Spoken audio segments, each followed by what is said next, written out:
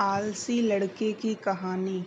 एक बहुत ही भोला भाला सा आलसी लड़का था। वह कोई काम नहीं करना चाहता था, बस खाना खाता, घूमता और सोता रहता था। एक दिन उसे किसी ने बताया कि एक आश्रम है जहाँ पर कुछ नहीं करना पड़ता है और हर दिन 2 समय का खाना और नाश्ता मिलता है। तुम वहाँ जाकर रहो। उस आलसी लड़के ने सोचा कि ये तो बहुत ही बढ़िया है और उसने आश्रम में जाकर रहने का सोचा। और फिर वह भोला वाला आलसी लड़का अपना सारा सांसारिक जीवन छोड़कर उस आश्रम में जाकर रहने लगा। आश्रम में गुरुजी रहते थे। वह कुछ समय सबको प्रवचन देते हैं। वह आलसी लड़का प्रवचन सुनता था, बाकी समय आराम करता था और फिर भर पेट खाना खाकर सो जाता था। ऐसे ही उस लड़के का दिन गुजरता गया। एक दिन उस आश्रम में कुछ भी नहीं बना।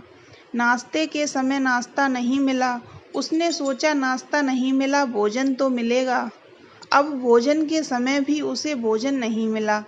लड़का दौड़कर गुरुजी के पास गया और उसने पूछा कि आज भोजन क्यों नहीं बना। गुरुजी ने कहा कि बेटा, आज एकादशी है और जितने भी आश्रम के सदस्य हैं उनका उपवास है और तुम्हारा भी आज उपवास है। आज भोजन नहीं बनेगा। वह लड़का आलसी था और उसे भूख भी बहुत लगती थी। उसने गुरुजी से बोला कि मैं उपवास नहीं रखूंगा, मुझे भूख लगी है, मैं खाना खाऊंगा। गुरुजी ने बोला ठीक है, जाओ भंडार गृह में से सामान लेकर आओ और आश्रम में नहीं, कहीं बाहर ले जाके बना लो। लेकिन याद रखना, भोजन बनाने के बाद सबसे पहला भोग भगवान को लगाना और फिर तुम प्रसाद पाना। वह लड़का बोला ठीक है और फिर अनाज लेकर नदी की ओर पहुंचा। भोजन पकाने लगा। भोजन पक के तैयार हुआ। उसके बाद कहने लगा कि भगवान श्री राम आइए, पधारिए, भोग लगाइए। अब जब उसे लगा कि भगवान तो आ नहीं रहे हैं, तो फिर कहने लगा कि मुझे मालूम है आपको तो अच्छा खाने की आदत है और मैं अच्छा नहीं बना पाया हूँ और मुझे अच्छा भोजन बनाना आता भी नहीं है, लेकिन जो भी रूखा सूखा बना है आकर खा लीजिए। भगवान श्री राम उसकी सरलता पर बहुत ही प्रसन्न हुए और उस लड़के को दर्शन दिए। उसने देखा कि भगवान श्री राम आए हुए हैं और उनके साथ में माता सीता भी आई हुई हैं। लेकिन लड़के ने सिर्फ 2 लोगों के लिए ही भोजन बनाया था, एक अपने लिए और दूसरा भगवान के लिए। और अब क्योंकि भगवान के साथ माता सीता भी आई हुई हैं, तो उसने उस भोजन को माता सीता और भगवान के सामने ग्रहण करने के लिए रख दिया। भगवान श्री राम और माता सीता ने भोजन किया और उसके बाद जब वह जाने लगे, तो यह भोला सा आलसी सा लड़का बोला कि प्रभु, आप आए, दर्शन दिए, बहुत अच्छा लगा। मुझे खाने को कुछ नहीं मिला, लेकिन कोई बात नहीं। लेकिन आपसे एक विनती है कि अगली बार जब आप आइए तो कितने लोग आएंगे ये बता दीजिए, ताकि मैं उतने लोगों के लिए भोजन बनाकर रखूं। भगवान श्री राम मन ही मन मुस्कुराए और फिर अंतर्ध्यान हो गए। लड़का आश्रम गया। दिन बीतता गया और फिर एकादशी का दिन आया और इस बार उसने 3-4 लोगों के लिए अनाज लिया और खाना बनाने के लिए नदी के किनारे पहुंचा और उसने बड़े प्रसन्नता से भोजन बनाया और इंतजार करने लगा कि प्रभु आइए और भोग लगाइए। इस बार लड़का देखता है कि भगवान श्री राम पूरा राम दरबार लेकर आए हैं, जैसे माता सीता, लक्ष्मण, भरत, हनुमान जी और सभी लोग आए हैं।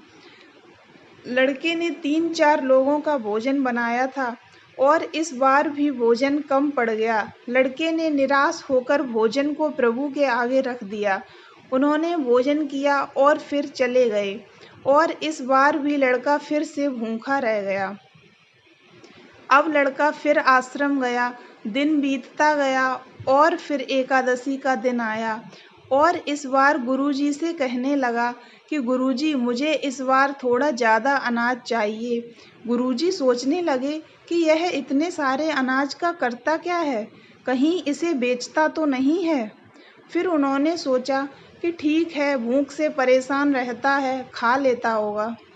लड़के ने कहा कि नहीं गुरुजी, मैं भूख से परेशान नहीं रहता हूँ।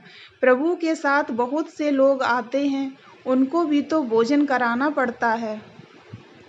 गुरुजी को लगा कि लड़का पागल हो गया है, लेकिन गुरुजी ने सोचा कि चलो एक बार चलकर देखते हैं कि लड़का इस अनाज का करता क्या है। वह भोला सा लड़का अनाज लेकर नदी के किनारे पहुंचा और इस बार भोजन बनाया नहीं। उसने सोचा कि प्रभु हर बार ज़्यादा लोगों को लेकर आते हैं, इस बार वह जितने भी लोग आएंगे खुद बनाकर भोग लगा लेंगे। और फिर प्रेम से प्रभु को बुलाने लगा। गुरुजी ये सब छुपकर देख रहे थे कि ये भोजन तो बनाया नहीं और प्रभु को बुला रहा है। लेकिन लड़के ने देखा कि इस बार प्रभु के साथ बहुत से लोग आए हैं, तो उसने प्रभु के सामने हाथ जोड़कर कहा कि प्रभु माफ़ करना, आप बहुत सारे लोग आते हो, मुझे संख्या पता नहीं होती है और मेरी हिम्मत भी नहीं होती है कि इतने सारे लोगों के लिए भोजन बनाऊं। आप स्वयं आइए, बनाइए, खाइए और भोग लगाइए। प्रभु मुस्कुराते हैं और अपने साथ आए सभी लोगों के साथ मिलकर भोजन बनाते हैं। गुरुजी ये सब छुप कर देखते हैं और फिर लड़के के पास आकर कहते हैं कि तुम ये क्या कर रहे हो। लड़का कहता है कि गुरुजी, आपको दिख नहीं रहा है कि भगवान श्री राम पधार चुके हैं, माँ सीता आई हुई हैं, हनुमान जी आए हैं और भी सभी लोग आए हुए हैं, भोजन बना रहे हैं। गुरुजी ने बोला कि पागल हो क्या, मुझे तो कोई दिख नहीं रहा है। लड़का गुस्सा हो गया और बोला, प्रभु आप ये क्या कर रहे हो, एक तो मुझे भूखा रखा है और गुरुजी को दर्शन नहीं दे रहे हो, जिससे गुरुजी मुझे पागल समझ रहे हैं। कृपा करके गुरुजी को दिख जाओ। भगवान बोले, नहीं, मैं इन्हें नहीं देख सकता। लड़का बोला, क्यों नहीं देख सकते, मेरे गुरुजी तो बहुत महान हैं, बहुत बड़े ज्ञानी और ज्ञाता हैं। भगवान बोले, हाँ, ज्ञानी और ज्ञाता होंगे, लेकिन तुम्हारी तरह सरल नहीं हैं। जो सरलता तुम में है वो तुम्हारे गुरुजी में नहीं है। लड़के ने ये बात गुरुजी से कह दी कि भगवान श्री राम कह रहे हैं कि आप में सरलता नहीं है, आप मेरी तरह सरल नहीं हैं, इसलिए आपको नहीं देख सकते। गुरुजी की आंखें नम हो गईं, वह रोने लगे और बोले कि बिल्कुल सही कहा, मेरे अंदर तुम्हारी जितनी सरलता नहीं है। और फिर माफ़ी मांगने लगे। फिर भगवान ने गुरुजी को भी दर्शन दिए। ये कहानी हमें सिखाती है कि जीवन में सरलता सबसे आवश्यक है। हम जितने सरल बने रहेंगे उतना जीवन में आगे बढ़ते चले जाएंगे। जब आप सरल होते हैं तो आप खुद भी मुस्कुराते हैं और दूसरों को भी मुस्कुराने की वजह देते हैं।